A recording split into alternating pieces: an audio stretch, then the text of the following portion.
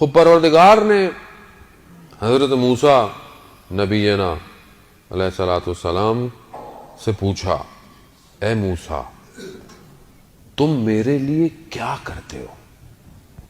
غور سنیے گا، بس زیادہ میں آپ کو مزاحم نہیں ہونا چاہتا.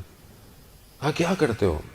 حضرت موسیٰ نے کہا کہ پروردگار میں تیرے لیے نماز پڑھتا ہوں، تیرے لیے روزہ رکھتا ہوں، تیرے لیے صدقہ دیتا ہوں، تیرے لیے جو ہے وہ ذکر کرتا ہوں. پروردگار نے کہا کہ موسیٰ یہ تمہاری جو نماز ہے یہ تمہارا دین ہے، اور دین جو ہے وہ راستہ ہے، میرے لیے نہیں ہے، یہ راستہ ہے، اس پہ تم نے چلنا ہے.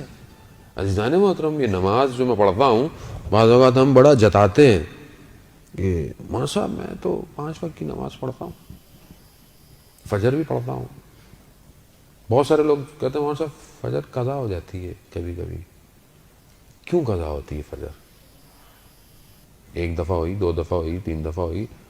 اب اگر آپ ایک روڈ پہ جا رہے ہوں اور ہر دفعہ آپ کو کیمرے کی لائٹیں پڑتی رہیں تو تیسری دفعہ تو آپ کو برابر والا بولے گا بھائی جب پتہ ہے یہاں لائٹ پڑنی ہے تو گاڑی ہلکی کر لو. گاڑی ہلکی کرتا ہوں کہ نہیں کرتا؟ یا گزرنا چھوڑ دیتا ہوں میں وہاں سے، بھائی یہاں سے نہیں جانا، یہاں کے کیمرے بڑے خطرناک ہیں. نماز قضا ہو رہی ہے، میں سوچتا کیوں نہیں ہوں کیوں قضا ہو رہی ہے نماز میری؟ نماز کمال نہیں ہے، جتا نہیں رہا کہ میں نماز، نہ نماز میرے لیے ضروری ہے. عزیزان محترم، نماز پروردگار نے میرے لیے بنائی ہے، میری بقا کے لیے بنائی ہے. ایک نماز اگر قضا ہو جائے اس کی قیمت ہم دنیا کے خزانے بھی جمع کر لیں نہیں کر سکتے، یاد رکھیے گا. ایک شخص آیا، چھٹے امام جعفر صادق علیہ السلام،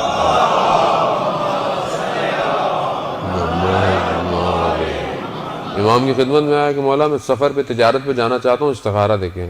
استخارہ برا آیا، بد آیا. کچھ عرصے بعد واپس آیا، کہا کہ جب نا رسول اللہ آپ نے تو کہا تھا برا آیا لیکن مجھے تو اس تجارت میں بڑا فائدہ ہوا، بہت پروفٹ ہوا. تو امام نے کہا کہ فلانے دن فلانے روز فلانی جگہ فجر کی نماز چھوٹ گئی تم سے؟ کہا ہاں. کہا سارے خزانے جمع کر لو، اس فجر کی نماز کی قیمت ادا نہیں کر سکتے. بعض اوقات ہمارا اٹھنا، ہمارا بیٹھنا، رات کی محفلیں فجر کی نماز کیا کرتی ہے؟ گئی. ساری رات بیٹھے میں باتیں کر رہے ہیں، ٹی وی دیکھ رہے ہیں، میچ دیکھ رہے ہیں، یہ کر رہے ہیں وہ کر رہے ہیں، فجر آئی تو تھوڑی دیر سو لیتے ہیں، گئی فجر. تو وہ بلے شاہ کہتے ہیں کہ راتیں جاگن شیخ صداتاں، راتیں جاگن کتے. کہتے ہیں رات کو شیخ بھی جاگتے ہیں، رات کو کتے بھی جاگتے ہیں. چلوے بلیا یار منا لے، بازی لے گئے کتے. کہا یہ رات کو جاگتے ہیں، صبح شیخ دنیا کے کاموں میں مصروف ہو جاتے ہیں، مگر کتا رات کو اپنے مالک کے گھر کی حفاظت کرتا ہے اور صبح آ کر اس کے دروازے پر بیٹھ جاتا ہے. چلوے بولیا یار منا لے. عزیزان ساری رات گزر گئی اور جب ایک سجدے کا وقت آیا تو میں خواب غفلت میں تھا.